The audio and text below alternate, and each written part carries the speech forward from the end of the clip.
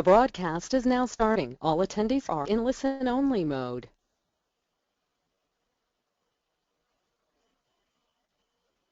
Hello everyone, and welcome to today's webinar.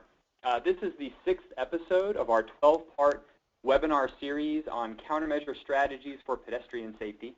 And today's presentation is going to be focusing on pedestrian hybrid beacons. Today's presentation will be delivered by Richard Nassy. Richard worked in traffic engineering with the City of Tucson for much of his career and was responsible for overseeing the development and implementation of what would become the pedestrian hybrid beacon. We're really happy to have him here today. My name is Dan Jaleen, and I'll be facilitating today's webinar. Attendees, if you can hear me, please click the hand icon located in the upper right-hand corner of your screen. That will let us know that the webinar is working and that you all can hear us today. So let me just go ahead and take a look and see if I can see your hands going up. Very good. Okay, it looks like we're all here. We're all ready for the presentation. We're really glad you were able to join us today. I think we've got a good one planned for you. Before we get started today, I just wanted to go over a few administrative details having to do with the webinar software. If for some reason your computer freezes up during the session today, please reload the website, log back into the program, and you should be able to rejoin the session. We will be posting the presentation slides and a recording of the webinar to the PBIC website, so you will be able to look back at anything that you missed today. The presentation slides are actually available now on our archive page, and the video archive should be available within 1 to 2 weeks. Please note that attendees will not be able to speak during the webinar, so you will have the ability to submit questions and comments using the chat function. You can feel free to ask questions at any time during the presentation. We have held about 20 to 30 minutes at the end of the webinar for a discussion period. Later today, you're going to be receiving a follow-up email from the UNC Highway Safety Research Center that will include a link that will allow you to generate a certificate of attendance for the webinar. If you're attending the webinar with multiple attendees at your site, please just make sure to forward this message out to each of them so they can also download their own certificates of attendance. The email we send around will also contain a link to the website where we've already posted the presentation slides from today's webinar, and within 1 to 2 weeks, again, that page will feature a video recording of the webinar from today. This webinar has been submitted to and approved by the American Planning Association for 1.5 CM credits. I'd encourage you to check the online AICP event calendar for more information about how to claim those credits. You can learn more about PBIC webinars or view our past webinars by visiting pedbikeinfo.org/webinars. You may have already attended some of the webinars in this series, but just in case you haven't, this is a listing of some of the upcoming sessions we're planning as part of this Countermeasure Strategies for Pedestrian Safety series. All of these webinars are free to attend. You can see these are the topics we'll be covering during the next webinars. Again, this is the 6th episode, so we still have 6 more to go between now and the end of January 2016. So there's plenty of opportunity to learn more about pedestrian countermeasures during the series. Before we move on, the last thing I'd like to do is just to take a quick poll of the audience. We'd like for you to tell us about how many people are attending from each of your sites today. Many of you, it might just be you at your computer, but I know some of you are attending with small groups and trying to coordinate these. So if you could just take a couple of seconds and vote in this poll, we'd really appreciate your feedback.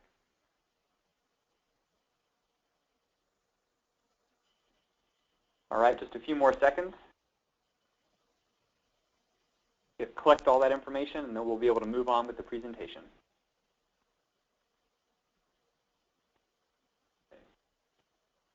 All right, I'm going to go ahead and close the poll down. Thank you all very much for participating in that. We do appreciate your feedback.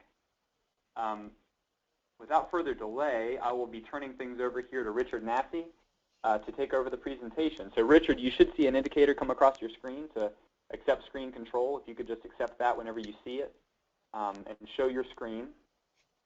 Okay, very good. If you want to pull your slides up now and then go into presentation mode, I do see your screen. We're getting there. All right.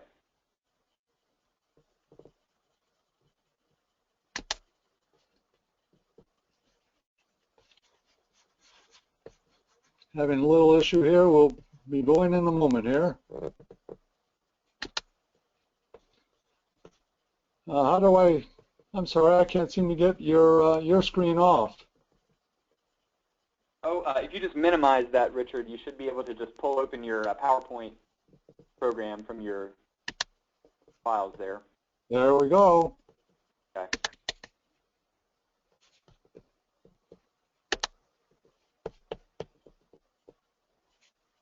And if you just go into the slideshow mode, we'll be all set.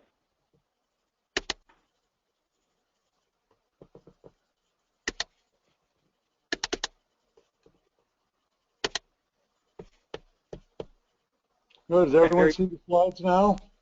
Yes, we do. Well, welcome everyone, and I want to take a moment to give special thanks to Mike Zanecki and Federal Highway Administration MUTCD team for helping the preparation and review of these slides. It's a team effort, and you just can't do it all alone.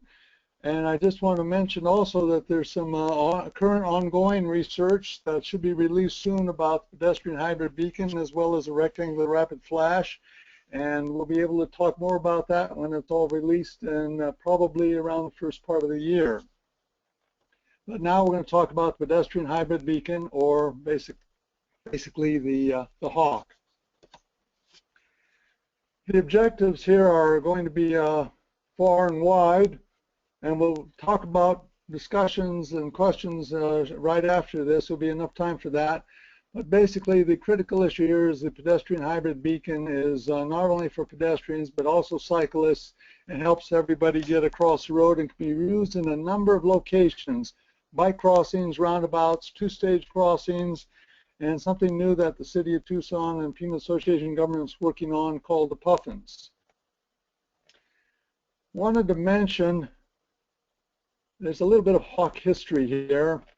This is from a publication written by William Eno, basically the father of traffic engineering, back in 1929. And he talked about all the problems of getting people across the street. So he developed the first symbolic pedestrian crossing sign, which most of us have, well, we see something very similar to that today in our warning diamonds. But he said it would be valuable for means to signal drivers at crosswalks. And they thought, he was thinking back in 1929, some sort of semaphore arrangement or signal arrangement would be desirable. And he was calling it to the attention of traffic students, which I guess are us, and maybe we've got a solution here. So the HAWK, or the pedestrian hybrid beacon, is a little bit of history on it. First installed in the year 2000 in Tucson, Arizona. And it came as part of the pedestrian safety program, a citywide program called Watching Over the Pedestrian Like a Hawk. And it was so successful, in 2009, Manual and Uniform Traffic Control Devices adopted the HAWK and renamed it the Pedestrian Hybrid Beacon. This is how the pedestrian hybrid beacon works. It's blank when it's not being used, and it sits in a don't cross or don't walk indication for the pedestrian. There are some exceptions to that for the for roundabouts, but generally for every location it sits in don't walk. Upon activation by the pedestrian, it goes to a flashing yellow to warn the drivers that the signal is going to show them an indication that they need to prepare to stop. Phase 3. Then it goes to a solid double red, and then the walk light comes on. Once the walk light is terminated, it goes to a flashing red to allow the drivers to move during the countdown time, and then it returns to dark. We're going to talk a little more about these intervals at 4 and 5, because there may be some adjustments in the upcoming manual about buffer times or clearance intervals.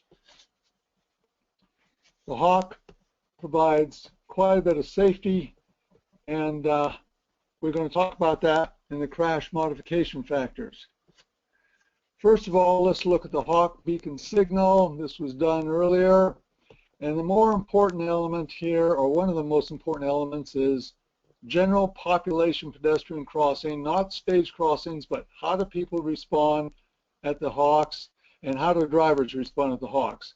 and the studies have found a 99% compliance rate. And that is being supported by the current research that is being completed now in 2015. So let's look at the latest study on hawks, pedestrian hybrid beacons. 97% driver compliance rate to the red signal, 69% pedestrian crash reduction. We were very worried in the early stages about throwing another signaling device up there and there may be a series of rear-end collisions. However, that didn't happen because total accident reduction is at the 29% and a 15% reduction in serious crashes. And it turned out to be one of the more effective crossing devices. We're finding that the hawks are probably the most effective on the higher speed streets, greater than 45 miles per hour, and the very wide streets, especially those without medians. They do work to protect the pedestrians. Let's look at the crash reduction factors that are being published. Here we go. 3 stars, fairly high quality, 69% reduction in pedestrian crashes. 4 stars, 29% crash reduction, all types of crashes. That's rear end, side swipes, everything, not just pedestrians. And a 15% reduction in all serious and fatal injury crashes with a 3-star rating. When you want to use these crossings, well, high-speed, multi-lane roadways are probably one of the most common uses. Those crossings that don't meet signal warrants, and you have to be careful when you install some of these signals, especially on residential streets, because signals do attract traffic, and your residential street becomes a de facto arterial if you have an easy crossing point. Crosswalks where the signs are just not cutting it, or areas where you're having problems and you need to get pedestrians across the road. There are warrants for the installation of the pedestrian hybrid beacon, and it's critical to note there are 2 sets of warrants. One for speeds of 35 miles an hour or less, and the other for greater than 35 miles per hour. The definition was not necessarily the same as the definition you see in AASHTO on high speeds, but at 35 miles per hour. It's much easier to install a hawk on a high-speed roadway. Standard, there's quite a bit of standard language in the manual and uniform traffic control devices. You can read it, but basically 2 things should be used in conjunction with signs and pavement markings and only installed at marked crosswalks. There's a possible change coming in the manual. This one at the bottom, the standard indicated there should be around, currently reads 100 feet from the side streets or driveways controlled by stop or yield signs. That, depending on the federal highway and the future of the next manual, the standard is recommended by the National Committee on Uniform Traffic Control Devices to read, if a pedestrian hybrid beacon is installed at or immediately adjacent to an intersection with a side road, vehicular traffic on the side road shall be controlled by stop signs. Basically, in the studies that were done back in 2010 when the hawks were first examined, and current studies today that are going to be released shortly, a little over 90% of the hawks that are installed nationwide in this study are installed at intersections, and they are still continuing to give basically high 90% driver compliance rates with no problems being associated with a residential intersection. There are a number of methods for prioritizing, warranting consideration of the installation. Some of the most critical that have been identified by the past studies and current studies: pedestrian volumes and traffic volumes, crossing number of lanes, posted speed, and the raised median. They're all important, but the ones we just mentioned are especially important, and the student who is, or the person who is working to install the device needs to look especially at those areas. It does require quite a bit of extensive data collection, especially on pedestrian counts. The key issue here is have a system for determining how you're going to install those units and base it on not only on the mathematical result of that warrant analysis for consideration, but your own engineering judgment, not merely on points alone. Here's a sample of one that was done by the state of Arizona. It's a very, very good technique, but other agencies may want to build off of this technique and build their own. The selection of the locations, you want to get these areas where the volume of pedestrians and the volume of traffic are basically able to be gathered quickly and easily. So to do that, look into the techniques that may be available to you, because it is time consuming to get the pedestrian counts. You may want to work with the university or a high school and use it as a class project, or consider video detection equipment, which is being used in many of the studies currently. Design criteria is pretty well spelled out in the manual. You notice the change we had talked about, the location. We're going to talk about design a little bit more now. As a rule of thumb, install at least 2 pedestrian hybrid beacon signal faces on each major approach, and install a stop line for each approach, because you want to control the multiple threat and get them stopped well back from the crossing area so they can see the signals. Use a pedestrian signal, of course, count down, and the pedestrian hybrid beacon shall be pedestrian activated. Here's one unit that's used in the city of Phoenix. I know Tucson and many other agencies are using the pedestrian crossing sign that tell what each indication means and how the pedestrian is supposed to respond, so you can help with your education program. One way or the other, notice that it's a group of people, including the police officers, all get educated together on the new installations. Those cities that have gone into a major education program have had great success. There's a standard sign for the pedestrian hybrid beacon, crosswalk, stop on red. Many agencies have noticed that it's a very powerful sign, they feel, because when it goes to the flashing, alternating red, many of the drivers remain in that position. So there's some discussion by the Signals Technical Committee about recommending to the National Committee some alterations to these particular signs. And we need to talk about how people are timing the hawk. You don't need to read all of this. You can look at it in the manual, but the two critical things in the change in the language that that is anticipated is, one, avoid overly long flashing yellow intervals. Don't have a pedestrian come up, push the button, and have the light start flashing yellow, but it won't change until you get it into a synchronization pattern. It's best to leave it dark and activate the yellow only when you're getting ready to change. Long yellows are ignored by the approaching drivers. The other element is sometimes you want to reactivate the pedestrian beacon right after it just finished serving the pedestrians.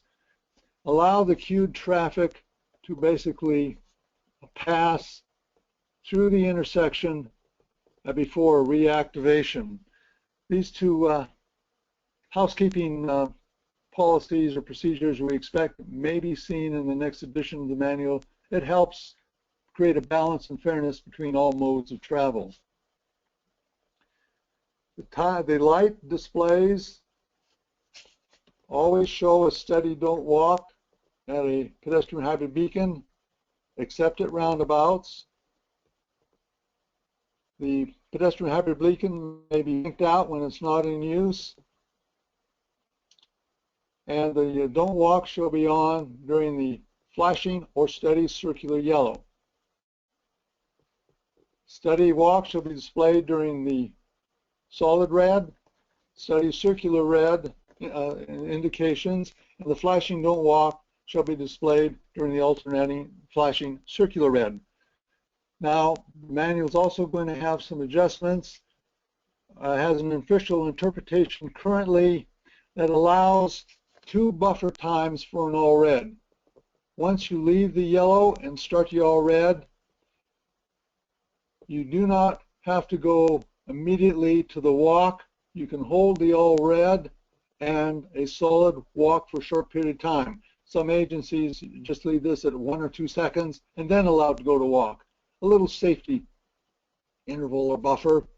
And then at the end of the flashing alternating red, instead of going immediately to dark, you can keep your flashing red beacons on a little bit longer. You've stopped the flashing don't walk and got it in solid don't walk, and that then helps with the buffer clearance, mostly for late entries into the crossing. Basically, the whole design and study of the hawk or pedestrian hybrid beacon is to control the crosswalk. It is not made to control intersections.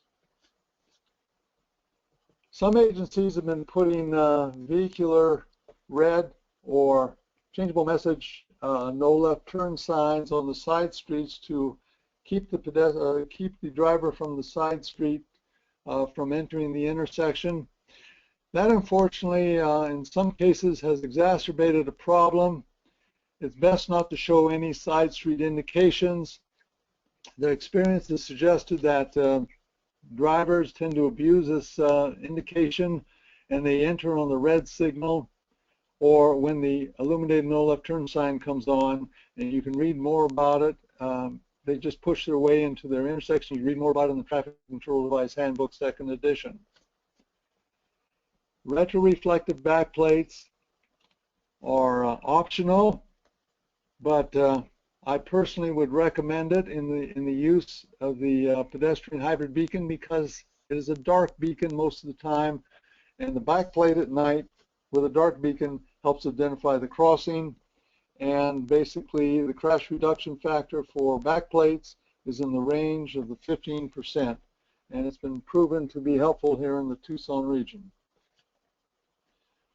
High visibility markings are very well recommended for use. You can use the zebra or the ladder. Both work well, and it identifies the crossing point for the pedestrian as well as the driver.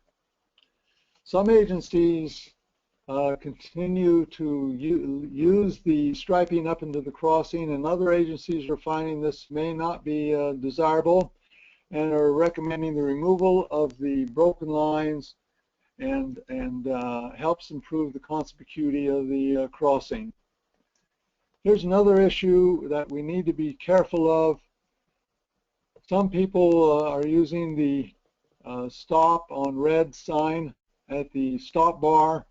We have found in the Tucson area it is not necessary, and it does block the side-mounted signs.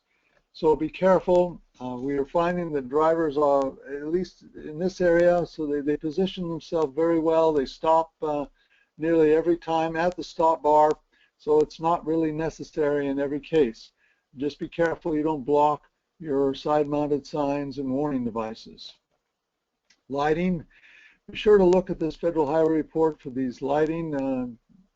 Basically, you don't want to light the tops of the pedestrians. You want to light the full body view of the pedestrians, and this is the way to consider it. APS buttons for universal accessibility. They're PROAG compliant. When you do the teaching, you'll be able to activate this slide and hear the tones. I'm going to skip through it to stay on time. But basically, this works very well for assisting the visually impaired pedestrian for finding the buttons, both at a normal traffic signal and at a hawk beacon. Timing of the hawk. The minimum desirable walk is in the range of 5 to 7 seconds, depending on the type of situation. But if you get to a school crossing, you may need to have them longer. Again, we talked about a delay before the secondary activation of the hawk after completed. Some cities use up to 50 seconds, and the Traffic Control Device Handbook recommends 15 to 45 seconds minimum blank out time. This can change depending on the school timing and the arrival timing, but you need to give everybody a chance to go. You need to consider multiple timing plans, especially with the schools or other facilities like hospitals or places of business that have quitting times. Unique crossing patterns may require unique timing patterns. This one happens to be at a school crossing in Arizona, and yes, you notice the crosswalks are painted yellow in Arizona. That's special under state law here, but the key issue is the same.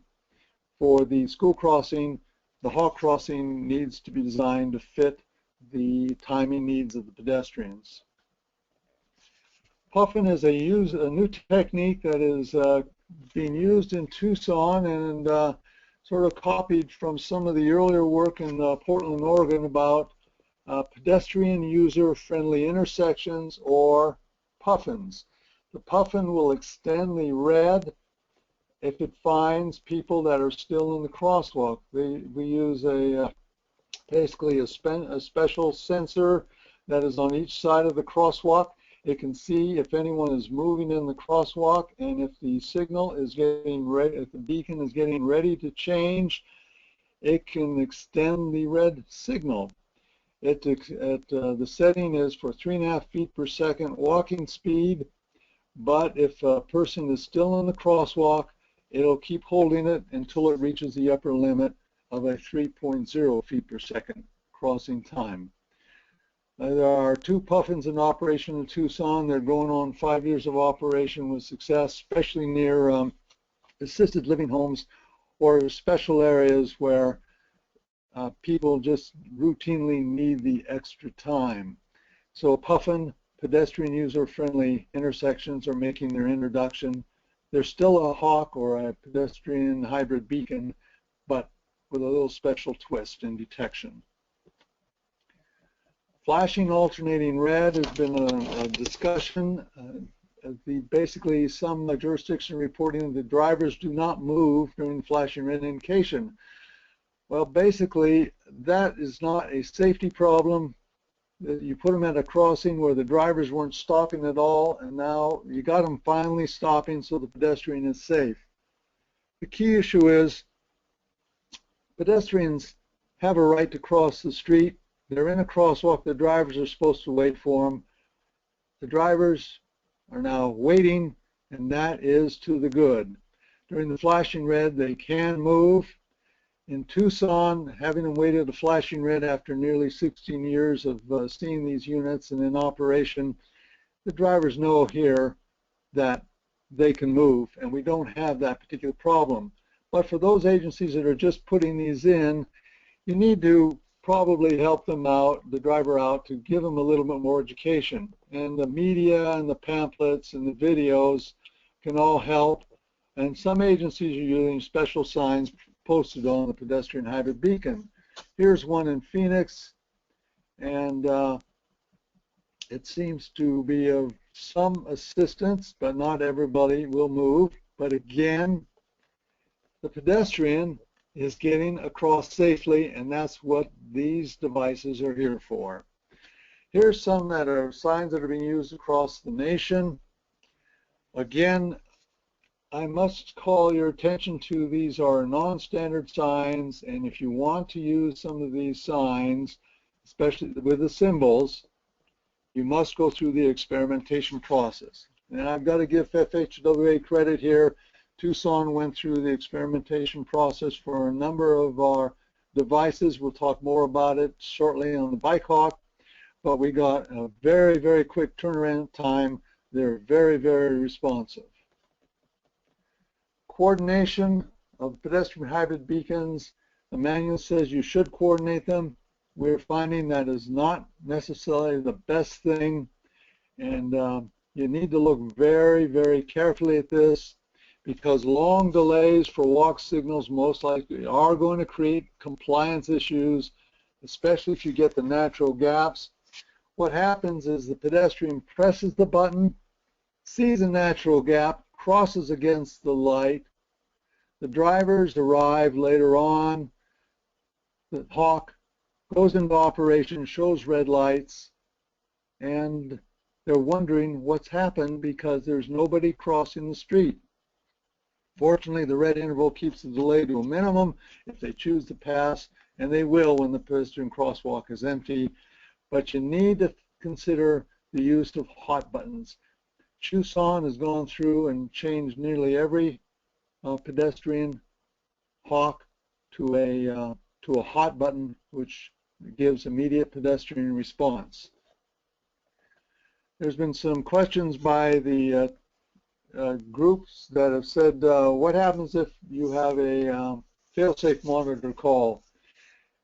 What is your beacon going to do? Well, the Traffic Control Device Handbook says it should go to a flashing yellow if there's been a conflict noted in the signal operation. Some cities are using flashing red, which means the driver must stop every time before a technician can get out there and repair the signal. And of course, everybody's doing the same thing with pedestrian signals. They go dark. You need to decide what you want to do for your city. Basically, Tucson for 16 years has been using the yellow beacon with success. Education is a critical element for your pedestrian hybrid beacon. Let's talk about some of those areas and how it is accomplished. Here's an excellent video from the Wisconsin DOT. I'm not going to play it because of the time, but as instructors you'll be able to play it to your classes. It goes through and explains what everyone is expected to do.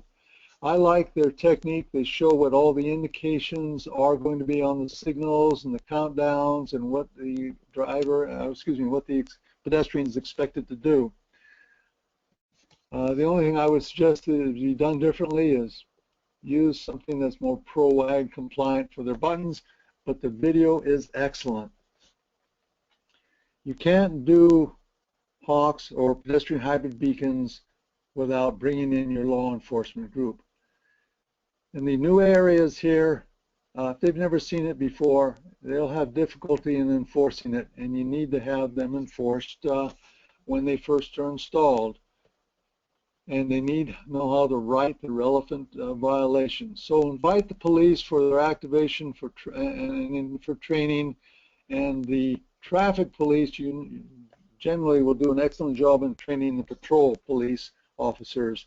One and all, it's a team effort. You got to bring everybody in. Here's a slide from the Arizona Department of Transportation Driver's Manual on the hawk operation. Just get it done at the local level all the way up to the state level.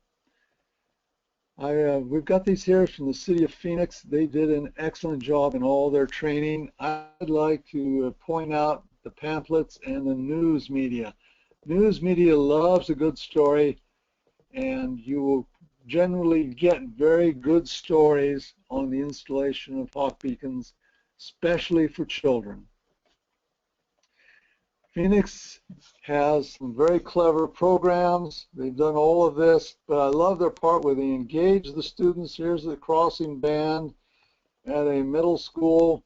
The hawk's activated. The crossing band is playing and crossing. It brings camaraderie, teamwork to the installation. It's just not putting in a pedestrian hybrid beacon. It's putting in something to help the community, to tie the community together. We've been asked about the cost of pedestrian hybrid beacons as compared to some of the other techniques like rectangular rapid flash. Basically, this is from the sources from the infrastructure improvements. And I want to point out the median cost is about $50,000 or a little over $50,000 for a pedestrian hybrid beacon. It can get more expensive depending how much ADA and other devices you put in with it.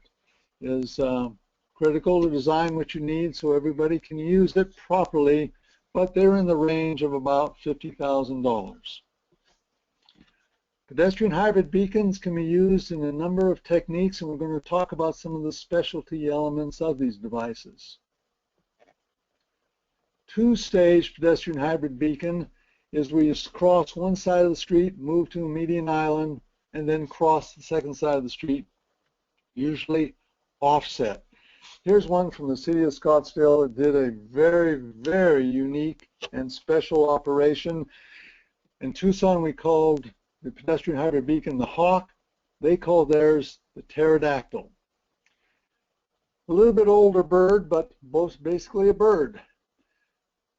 And what it did is connected two retail developments across a busy 6-lane arterial, nearly 50,000 cars, wide median. What was interesting is about the latent demand. Basically, they try to keep people from crossing the road between two major 8-phase signals.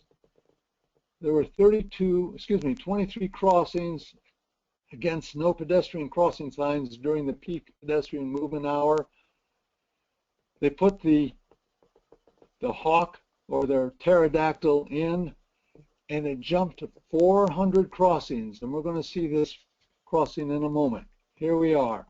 One major shopping center on one side of the street, going to a shopping center on the other side of the street, 8-phase signal, about 300 to 400 feet on this side, and the other one's about 600 to 700 feet on the other side. Definitely a really nearly impossible place to put a traffic signal, but the pedestrian demand was phenomenal. So they uniquely developed this two-staged crossing, and made it, the island was wide enough, made it really unique, put fencing in to guide the pedestrians, and the pedestrians, because it matched their travel desires, obey it very, very nicely. Now, not all of them have to be quite like the Pterodactyl. As Charlie's other studies have shown, you can do these two-stage crossings, and most of them are only staggered the width of the crosswalk. Not all of them, because the greater the stagger, the less likely someone uses it. Here's one Tucson that goes straight across the street, across a 20-foot median. And this has been in operation for about 15 years at a Hawk. It was one of the first installed, and it works. And it works very, very well. There's no problems. You just have to design the two-stage crossing to meet the needs of the community and the pedestrians. Roundabouts and pedestrian hybrid beacons. There's a little bit different with a roundabout. They can be used at them. They're probably there's some guidelines that guide you how they to be used when through ProAg. But the key issue is on the roundabout,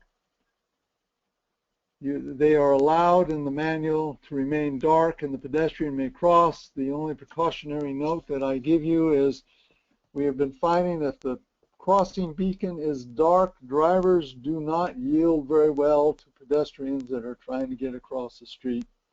So just be very, very careful. Here's another new application that's been used by in the Tucson area. It's been developed through the governments and the city of Tucson, called the Bike Hawk. It is basically taking the Hawk device and adding a separated or protected bike lane right next to it. It has been in use now going on 4 years. It's been very, very good. Basically, the bicyclists are coming down residential streets. They usually ride somewhat near the center of the center line. They just slide over and then get in the Bike Hawk, come up here, and special devices for activating the Hawk are there for the cyclists. Here's a picture of one in operation here in Tucson, Arizona, with cyclists and pedestrians crossing the street. Here's a picture of the cyclist close up getting into the separate lane with the buttons in easy reach. They don't have to walk over and get to the pedestrian button and get on the sidewalk. They stay where they are in the bicycle area, and the bicycles cross with the pedestrian signals.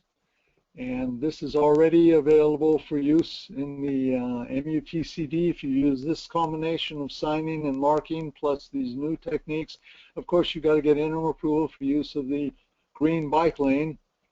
And you noticed on the previous slides the green bike lanes are now marked as green zebra stripe bike lanes to identify areas of conflict. In the area where the bike lane is totally protected, it's solid, and in the area where they're crossing the road, this is now becoming a zebra stripe. But studies of the bicycle compliance is in the 90% range, and we know that's pretty good for getting bicyclists to comply with the device, and that's because it was designed to match the bicyclist's behavior. And it's near 100% with families and families with children. So basically, the key issue is pedestrian hybrid beacons, when to use them, and how to use them in the community. Well, you need to balance the needs between the various modes of travel and the neighborhoods. They are continuing to get high compliance rates. They're continuing to get support from the community. They can be designed to serve special groups and needs. We got the bicyclists, we got the ADA issues, we got the assisted living crossings and the PUFFIN crossings. And the basic goal for everyone, and the reason we put in pedestrian hybrid beacons, is we want to get everybody home safe and sound. Now, we're all in government, or we were in government, and positive news is sometimes few and far between. And when I was a transportation administrator in Tucson, I rarely got positive news from the group called K-Gun 9, or called 9 on Your Side. They were quite a group of activists, and to my pleasure and surprise, when these devices were put in Tucson, this is a video, the city of Tucson, in this case South Tucson, got very positive results. If you put these in, the community pretty well understands them fairly well, and now they feel safer that they've been put in. So it's good for the community, and it's good for the Department of Transportation that puts them in. Again, you can't do it alone. You have to do it with part of the whole community. And here's a quote from the executive director of the Living Streets Alliance, and it was mostly about bike hawks, but it works for hawks also. It brings the community together. It helps to take the behavior that an arterial may cut a community and bisect a community. This helps them reconnect in the community and get across the high-speed multi-lane streets. And the key issue is, what is it there for? Well, let me close with this. The bike hawk is there because we want to get everybody home safe and sound. Thank you. Okay, great. Thank you very much, Richard. And if you're okay with it, I might just leave your slide there where it is while we do this question and answer portion. You may want to refer back to some of your slides, so we have that at the ready. One question I had, I'll sort of work backwards, I guess, through the presentations and some of the questions here related to toward the end on the bike hawk side. One question about with the bike hawk, is there any confusion with cyclists who are coming up to the bike hawk crossing where they have that stop sign right there, but they're also able to use the signal on the hawk? Any initial confusion about whether they need to use that stop sign that the vehicles use, or can they go ahead and pass through if the signal is active? Yes, if the signal is active, they can pass through the stop sign because they're in the separate bike lane, and we use the R95 bike use pedestrian signal sign, which relieves the cyclist from having to stop. Okay, very good. Just to reiterate, you covered this earlier, but just to get the point across, and there was some confusion on this for a while about, can the hawk be used at or near an intersection? And your answer was stated in the presentation, but if you could just repeat that. Certainly. Basically, in the manuals that are written today, it's a guidance statement to move it 100 feet, but it's only guidance. Under the current manual, you may use it at an intersection, and all the studies that were done and are currently underway, over 90% of the hawks are at intersections, and they are getting high compliance rates and low accident experience. Right, excellent. And one question about going back to the bike hawk for a moment. The images you showed have the, the hawk is going to be probably just on the one leg of the intersection for the crossing. So if the bicyclist is approaching an intersection from the other side and they need to cross over to the hawk, is there any other marking to assist with that transition from maybe where they're riding toward the right side of the road across the left to where the crossing is? When the cyclists are approaching it, the City of Tucson is using some guide markings on the pavement. However, again, in the 4 that are in operation, we are finding that the cyclists don't need to see that. The powerful element of marking the holding area, the beginning area, with the flexible posts in the bright green, they naturally gravitate to that area. So it doesn't seem to have any confusion. They cross over the residential street, which is basically a very, very quiet, low-volume street, very easily into those holding areas to get to the hawk. Okay, and no issues. So you're not seeing too many issues with the cyclists as they merge. Any conflicts with vehicles who are approaching that intersection? Maybe if the cyclists or vehicles are merging into the same space. Basically. Again, the City of Tucson was concerned about that, and they did 2 things. One, the merge point, again, is after the cyclists get to a point where there's good visibility and they can move back to the other side, and they basically move to just to the right of the center line of the residential street, which is usually very, very quiet. That has not been a problem at all. But the City of Tucson did one more thing, which I didn't put in the slides, but they put a no right on red on the arterial, so that a driver on the arterial cannot make a quick right and come in conflict with the returning cyclist while the red lights are flashing. So they took that potential conflict away. Okay. Okay. And was there ever any discussion of keeping the bicycles installing another crossing basically on each leg of the intersection so that the bicyclists wouldn't have to shift over to use one crossing, maybe painting and signaling the other leg as well, or was it just a better fit to have them all in one place? Basically, there was extensive discussion. The reason we did it the way we did was, one, we wanted to stay away from the half signal concept or operation that would have resulted if we put in more signaling devices or crosswalks or buttons on both sides of the street. And then we basically monitored, before the first bike hawk was installed, we monitored how the cyclists used the hawk crossings, and that design showing them moving to the other side of the street and the placement of the green lanes is basically just mimicking exactly how they were using it.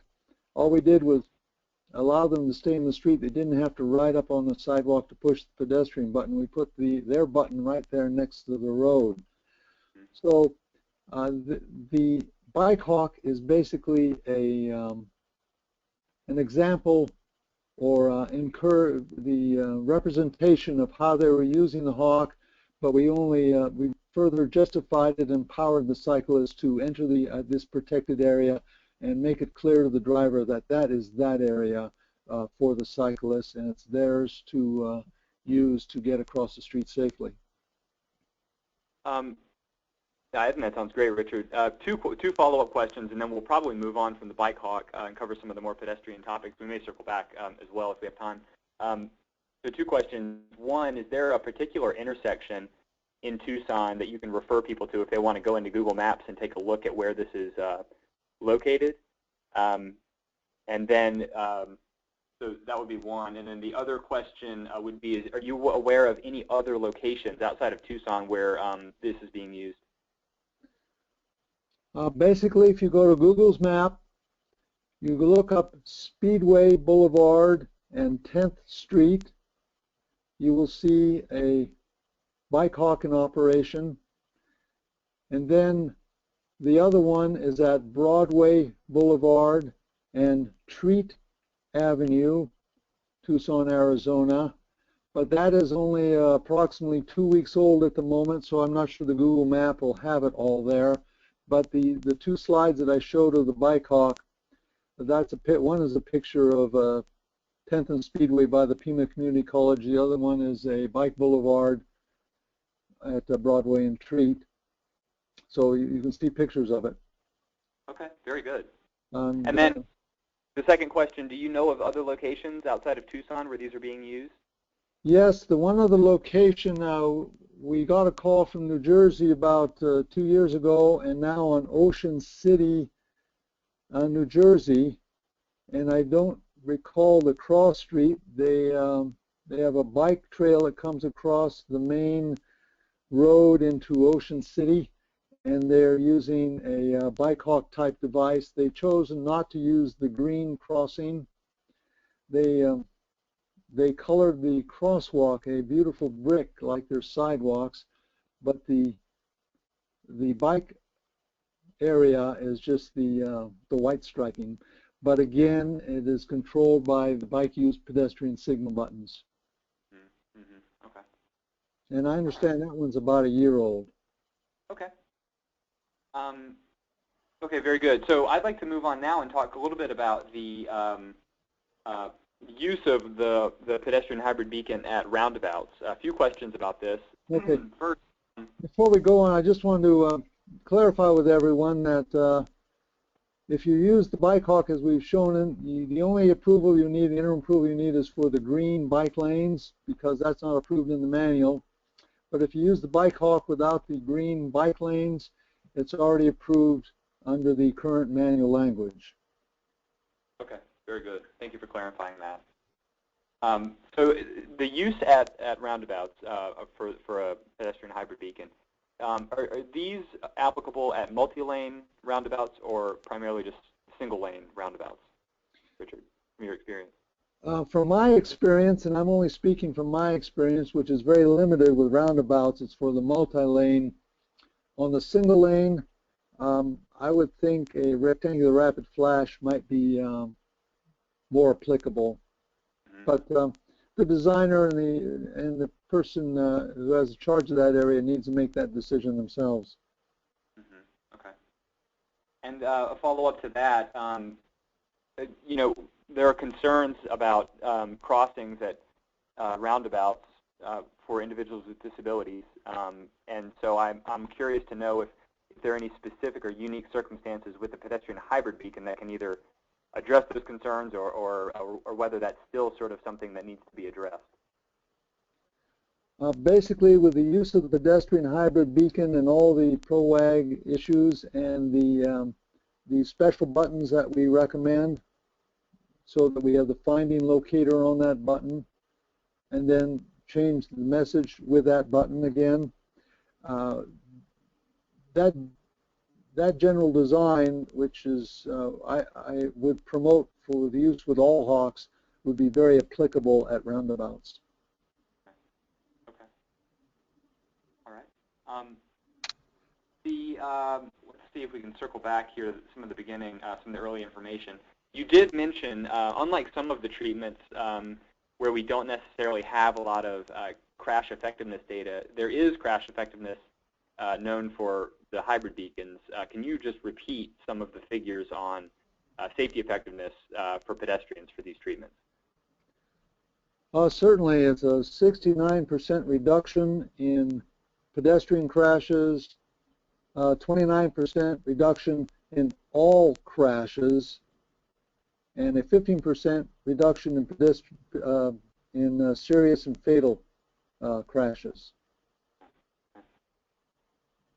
So the reduction in all crashes I find to be very interesting, Richard, and some concern, I think, of some people who think if you put these in, you're actually going to see an increase in crashes, possibly your rear end crashes. Any experience with that, or is that sort of an unfounded concern, or one that might make sense, but it doesn't really show up in the evaluation?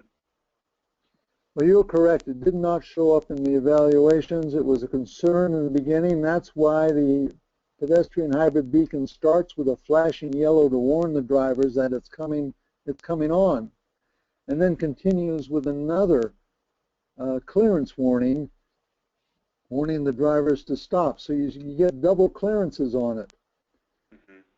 We were very concerned, like if you install a traffic signal, you get a big increase in rear-end collisions. That has not happened, and it has not been, and this HAWK has been reviewed, and it just has not happened. The total accidents go down, including rear-end collisions. Okay, very good. And the other concern that you maybe sometimes hear is that that these are just too confusing and that drivers will not comply. But your data that you shared does not speak to that. It actually says you've got really good compliance. I think it was somewhere in the 90s, 90% compliance. Is that correct on drivers? Was that drivers and pedestrians, or is there a difference between the two? The 97% is based upon the driver's compliance. They understand that they have to stop, and even when it goes to flashing red, and it's the first, in some installations that have not had HAWKs in their area, they remain stopped. And that's a benefit to the pedestrian. At least they can get across the street safely, because before they just couldn't make it across the street. The studies that have been done by Federal Highway Administration, not by the City of Tucson, but by the Federal Highway Administration, show that with the HAWK, the drivers are not confused. They stop on the red, and they stop 97% of the time. And in the current studies that are underway that I expect will be released by January, that high compliance rate is being maintained even now that they've been in operation for over 16 years. Okay, very good. Richard, you mentioned, numerous examples of cooperating with agencies, to other departments to do education and also enforcement. And you mentioned bringing in law enforcement early in the process to explain the treatment and the intent, and so that no one's caught by surprise. But in terms of enforcement, I'm curious to know if there was ever any targeted enforcement campaign at HAWK location or at hybrid beacon locations in Tucson, where you actually had law enforcement go out and ticket drivers who did not comply. It seems like the compliance rate was so high to begin with that I wonder if that was ever really a concern that you needed to send enforcement out to take care of, but I wonder if you could speak to that. In the beginning, in Tucson, there was targeted enforcement for pedestrian crossings, including HAWKs. And what the traffic police did is they would make a stop, tell the driver what they did wrong, and then hand them one of the flyers that I showed you that explained what the signal would do, and they did not cite for the failure there. The only citations that may have been given if there were wants or warrants or something, they didn't have registration or a driver's license, but they didn't cite for the pedestrian violation. Under the current administration of the city, they're continuing to do that. But it's not as often as some of the other targeted enforcement, because the drivers pretty much know they're supposed to stop on a red light, and it's somewhat of a self-enforcing type of signaling device. Okay, very good. There are a lot of questions, Richard, about, we just last week had our presentation on the rectangular rapid flashing beacon, and during that webinar, we had a lot of questions about comparing the rapid flashing beacon to the pedestrian hybrid beacon. And so today we're also receiving several questions about the same topic. How do you compare the hybrid beacon to the rectangular rapid flashing beacon? Maybe when and where each of these treatments should be used. Obviously the rectangular rapid flashing beacon is going to be a much lower cost, but there may be good reason to go that extra step and spend those extra funds and put in the hybrid beacon instead. Can you talk about maybe some of the considerations for agencies who can't really decide between the two? Certainly, I can give them some rules of guidance and also give them some something to look forward to. Probably again around January, some of the Federal Highway Administration research should be released by then, which is going to compare the two devices. And I think that will help them make their decisions. I'm not at liberty to speak about that research, but I can share this information. Generally speaking, the rectangular rapid flash beacon can be very successful in getting drivers to stop under certain conditions. And those conditions, I guess, generally are the smaller low-speed streets. The pedestrian hybrid beacon is very good again. They're also getting the 90 plus, the 97% compliance rate, but they are very, very good for the wide streets, streets without medians, and high-speed streets. So sometimes we think, where do you, if you have a school crossing, what device do you want to use to get your child across the street? Well, we always went for the more expensive hawk beacon because we wanted the drivers to stop. Yeah. Okay.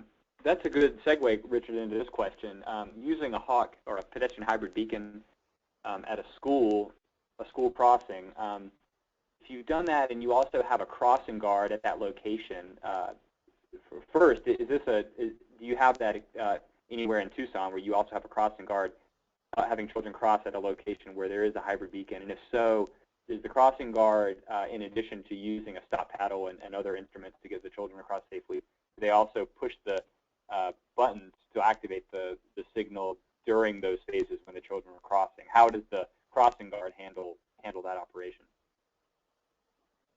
In Tucson, Arizona, and Pima County, which Tucson is in, and the state of Arizona, these hawk beacons are at school crossings. The guard controls the children and watches the traffic, pushes the button to activate the crossing, and in some cases we have special school crossing programs which wouldn't come in on a Saturday or Sunday, but the guard then activates the crossing, makes sure the cars do stop, make sure that cars from the side street don't turn across the crossing, they step out with their stop signs, and then have the children cross the street. Of all the elementary and secondary school crossings, I'd say about 99% of them have hawks at them here in Tucson. Wow. Okay. And Richard, how many pedestrian hybrid beacons are in Tucson right now? I didn't ever get the number from you. Oh, there's approximately 114 crossings now in Tucson, and let's see, in operation now, and I think there are 6 more under construction, maybe 5 more. And bike hawks, there are 4 in operation and 8 more under construction. Wow, excellent. And pedestrian hybrid beacons, the PUFFIN crossings, there are 2 in operation. Wow. So let's talk about the PUFFIN crossing, Richard. If I'm not mistaken, based on the way you described it, a PUFFIN is simply just a pedestrian hybrid beacon with the detection ability to allow and add more time to pedestrians who need that extra time to cross. Is that the long and short of it, or are there other features that are involved? No, you're absolutely correct. It's an additional detection device that can see and find the position of pedestrians in the crosswalk. Mm-hmm, mm-hmm. And what's the added, I mean, you may not know this off the top of your head, any estimate of the added cost to turn a pedestrian hybrid beacon into a PUFFIN? And if that is a significant cost, where would you, again, you mentioned some of this, but where would you prioritize using a PUFFIN over just a traditional pedestrian hybrid beacon? Basically, it costs, the detectors are rather expensive, but it adds between $5,000 and $8,000 to the price of the standard pedestrian hybrid beacon. And they've been focused in on those areas that have people with special needs or adult living center areas that have to cross to transit pickup points. Mm-hmm. Okay. And a question here, I hadn't thought of this, Richard, and maybe you have some thoughts about it. The PUFFIN has the ability to extend time for the for the hawk. Is there the same ability if the pedestrians cross more quickly for the puffin to also finish the phase more quickly and cut the time after the pedestrians are clear to let the traffic go? Can it work in both directions? The puffin can do that. However, the manual is not ready to recognize a truncation of the pedestrian crossing time, clearance time. But you're very perceptive. You see the future. That's one of my discussions with the MUTCD team to see if we can incorporate that at some future time. I would think that it would be best for all if the puffin could be used to not only extend the time we needed, but truncate the time we needed. It's a fairness thing and a balancing of needs, and I think that maybe it might be in our future. Very good. Talk again, Richard, about the challenges with syncing a hawk or a pedestrian hybrid beacon with other traffic signals. Why would or wouldn't you want to do something like this? Certainly. When we started out, we synchronized all of our hawk operations. And what we found out, somewhat the hard way, is that the pedestrian comes up and pushes the button, sees a natural gap, crosses to the island against the light, finishes crossing, and is gone. But the hawk remembers that they're there. And so it goes and stops the traffic, and the driver is looking back and forth across an empty crosswalk and wonders, you know, where in the hell did I get my engineering license? Out of a cereal box? Why did this do that? It must be broken. The government doesn't know what they're doing. And you can probably add a few other things that the drivers might think about the traffic engineering staff. So we decided, we watched how people behaved, and we worked with their human factors, and we found that we might as well let them cross. So we all changed most of the, nearly all of the buttons in Tucson to hot buttons. The minute you activate it, it goes to a flashing amber, then to the solid amber and the red. The pedestrian's willing to wait those 4 or 5 seconds. They can see something's coming for them. And then they cross the street, and the drivers can appreciate, because they can see a pedestrian crossing the street, that there was a purpose to that stop. And then we go into the flashing mode, and then they're allowed to move. So it's sort of a balance of the competing needs of trying to get people across the street and trying to get people through town. So that's why we went to the hawk buttons. It matches the natural behavior and expectations of both the drivers and the pedestrians.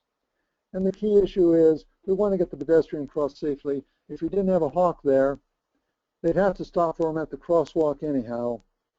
So let's make it as safe as possible and get everybody home. Very good.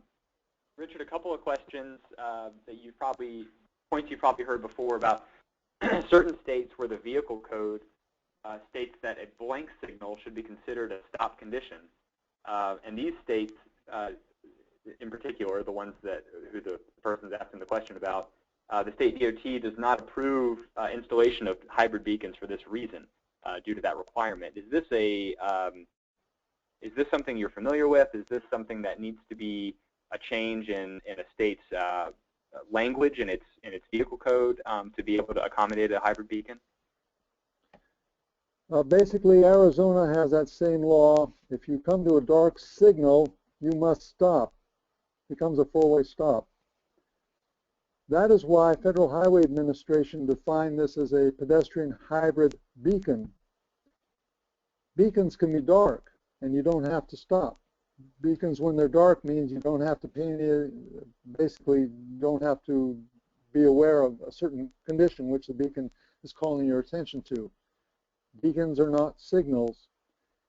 That law does not apply to the pedestrian hybrid beacon, and that's why Federal Highway Administration chose to define this as a beacon. And that's how that works. So if the law says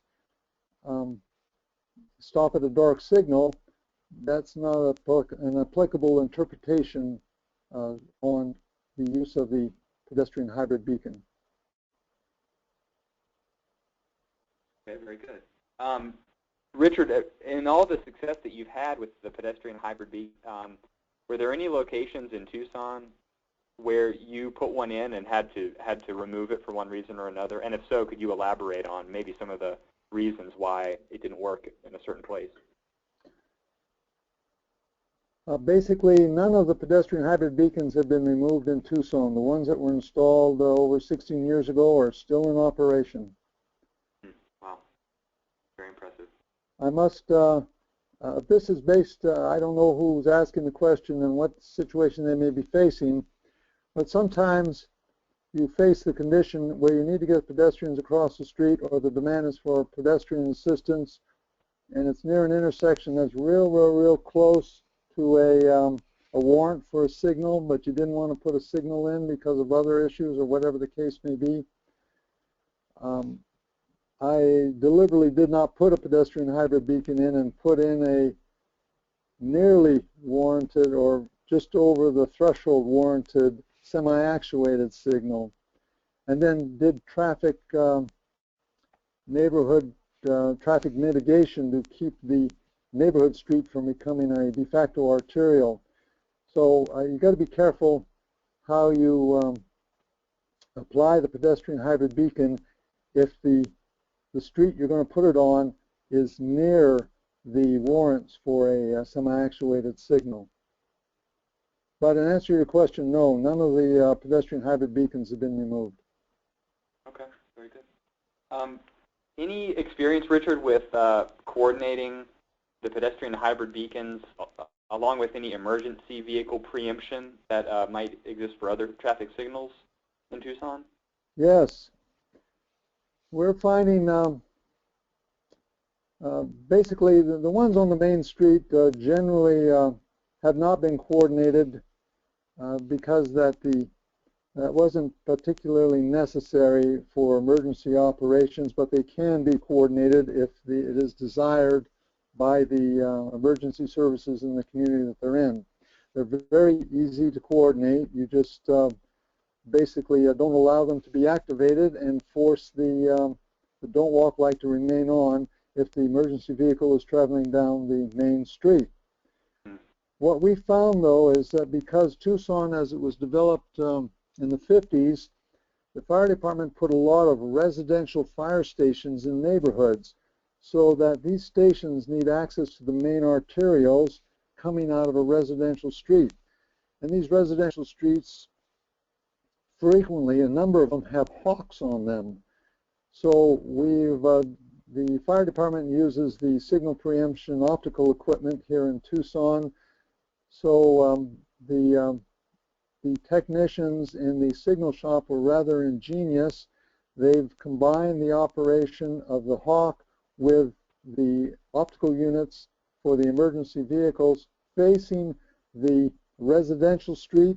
So if an alarm comes out and the fire department is coming down the residential street and needs to gain access to the main street, they can trigger the red lights before they get there to facilitate their access into the arterial and their response to the call.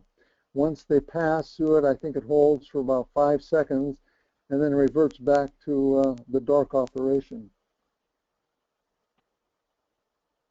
Okay, very good.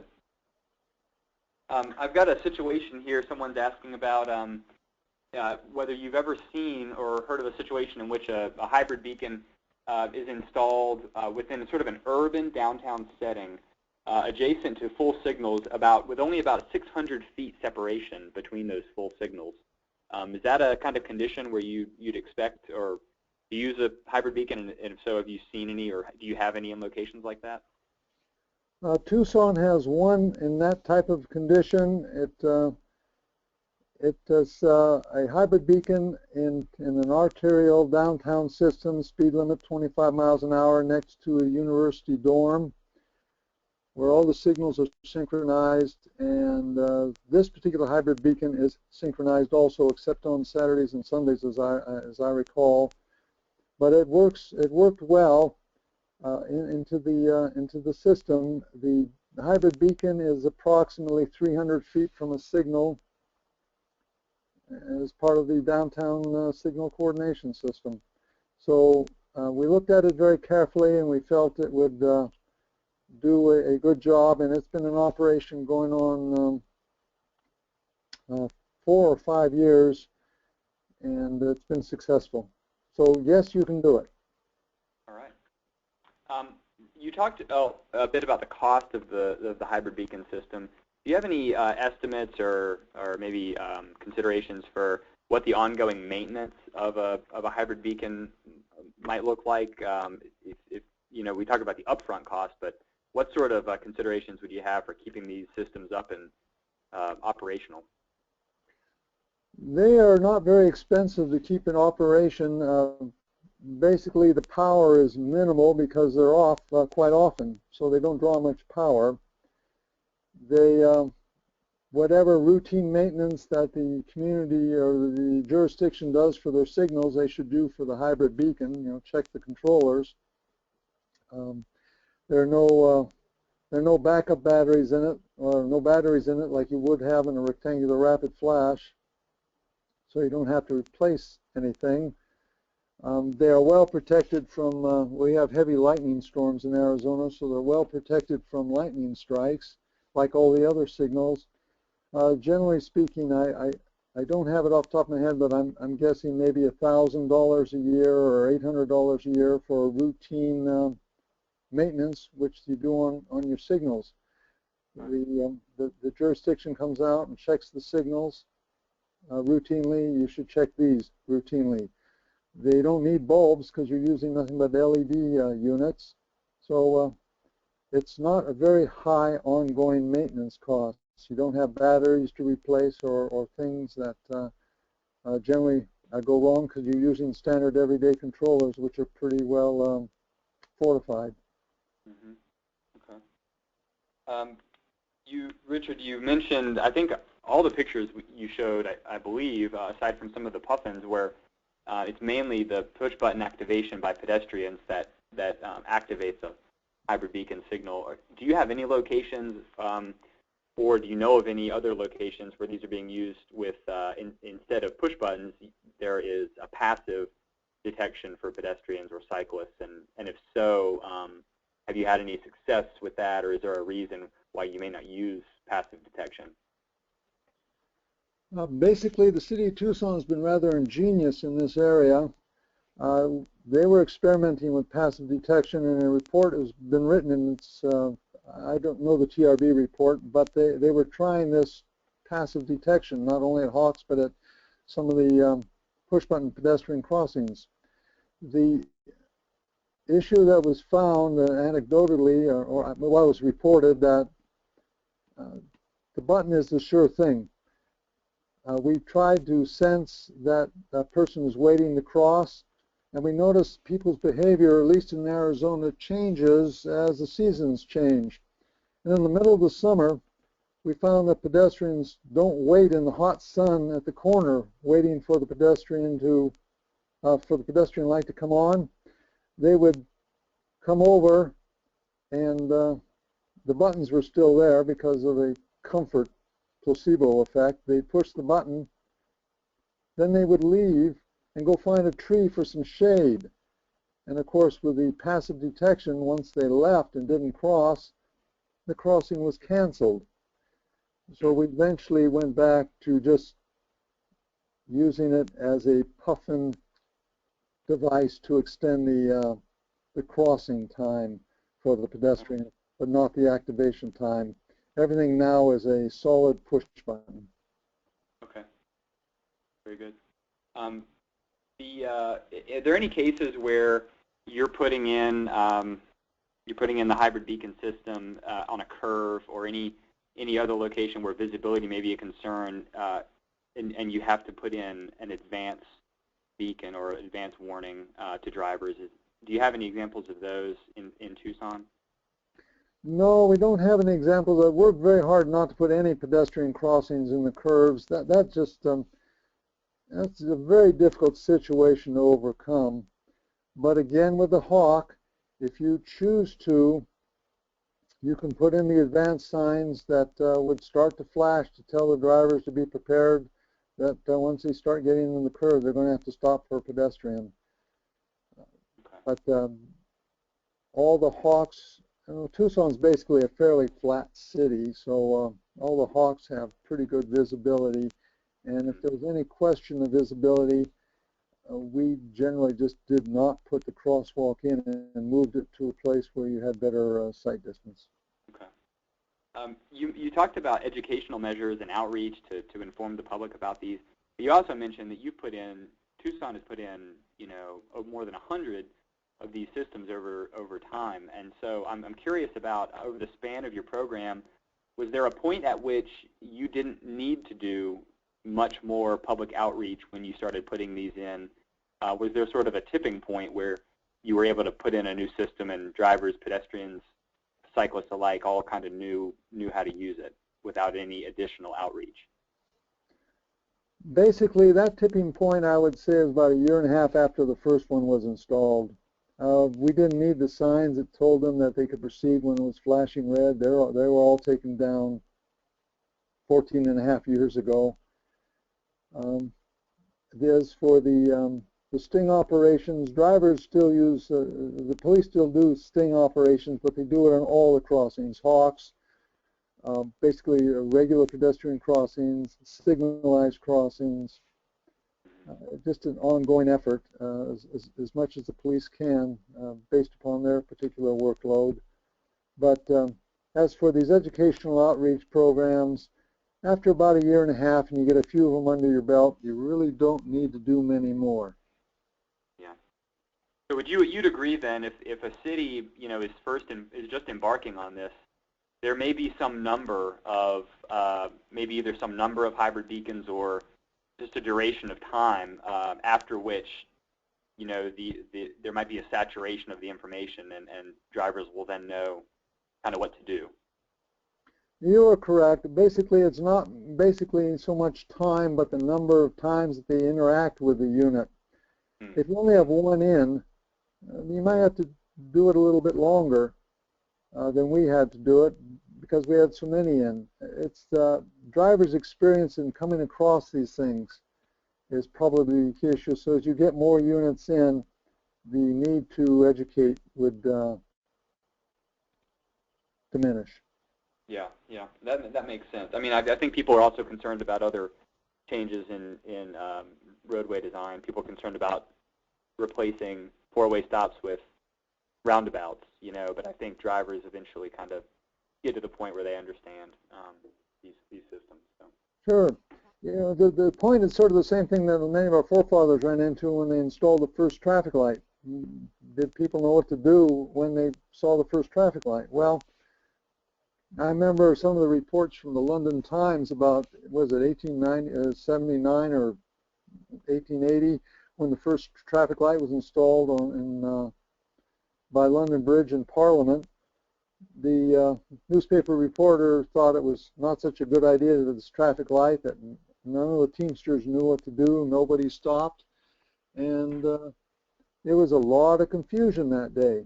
But as you got more signals, things sort of changed. I think the people don't know what to do with traffic lights now because we've all seen them everywhere. Same thing for any other traffic control device. First time you see it, you got to think about it a little bit. That's a good point, Richard. One more question here about the bike hawk application. I figured we'd circle back around to this. And a good point, too. So during a particular phase of the hybrid beacon, if I'm not mistaken, and correct me if I'm wrong, it will move from the solid red back to the flashing red during the countdown for the pedestrian signal. The cyclist probably still has the signal, and is there any concern with the cyclist seeing that they have time remaining passing through the hawk while a driver seeing the flashing red thinks that they have the clearance to move through, maybe not expecting a cyclist to be proceeding quickly through the bike hawk? Have you run into that situation, or does that make sense? Oh, yes, it makes a lot of sense. That's a situation that we think is critical. Tucson is examining that very, very carefully. That's why we were pleased with the Federal Highway Administration's interpretation that you, at the end of the flashing red, you don't, in the beginning of the don't cross orange hand, upward orange hand, there needs to be a delay. I didn't say that right. Let me start again. At the end of the flashing red and the beginning of the orange hand, there is a delay, and in the city of Tucson has a long buffering delay, so it keeps telling the drivers to stop where the pedestrian or the cyclist sees a solid orange hand, no longer sees the countdown.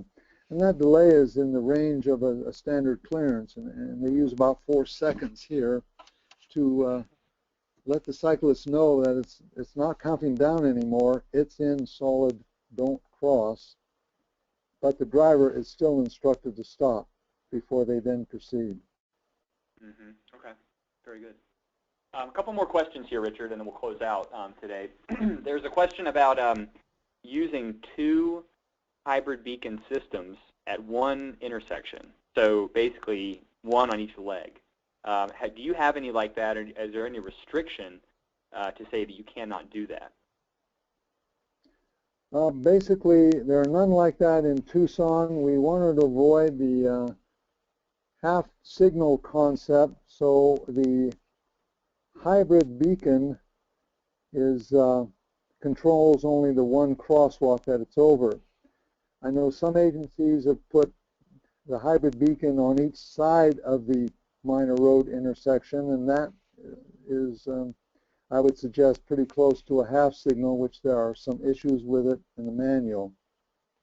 Your description of putting a hawk on both sides of the street, so you have 2 hawks at one intersection, I have not known anyone to do that, and that is an awful lot of signaling equipment at one location. Yeah, okay. And then final question here, are you using right turn on red restrictions at locations with pedestrian hybrid beacons? They're not being used extensively at the pedestrian hybrid beacon, but they are being used extensively at the bike hawk crossings. Okay, I see. Very good. Yeah, and that makes sense. Okay. Well, very good, Richard. Thank you so much for answering all those questions, and thanks to everybody for submitting your discussion questions. I think we had a lot of different types of questions and touched on a lot of different issues. Unfortunately, though, that's all the time we have today for discussion. I am sorry if we didn't get to your question, but hopefully you'll be able to reach out to us if you have a remaining question or would like us to point you to another resource. We'd be glad to do that. I wanted to remind everybody that you will be receiving an email later today, this afternoon, with a link to the archive page. Now, the archive page is going to have 2 things on it. One, it already has a copy, a PDF copy of the slide presentation from the show today. So you'll go ahead and be able to access that once you receive that email. It will also, within 1 to 2 weeks, include the video recording of today's webinar. So you'll be able to refer back also to the video, audio, and see the whole thing again. You can share it with a colleague, anybody else who might be interested in taking a look. That email is also going to contain a link to a page where you can download your own certificate of attendance to show that you attended this webinar. And it's very important that if you were the person who registered for the webinar and you have others joining you in your office or in your conference room, but they did not register, please just forward that email around when you receive it to each of the people who attended with you so that they can also access the information and so that they can download their own certificates of attendance for the webinar. We want to make sure everybody gets that information. So if you were the one who registered, you will be receiving the email, so be sure to pass that along. Before you leave, I just wanted to let you know that a very brief survey will appear once the webinar has ended. We really appreciate any feedback you can provide, your comments on today's presentation. We're only halfway done with this series, so we still have 6 webinars left. Anything we can do to improve the future sessions, we'd be more than happy to incorporate that feedback into our future presentations. I want to thank, again, Richard Nassy for delivering today's presentation. And I want to thank you all for attending today's webinar. And I hope you all have a great day.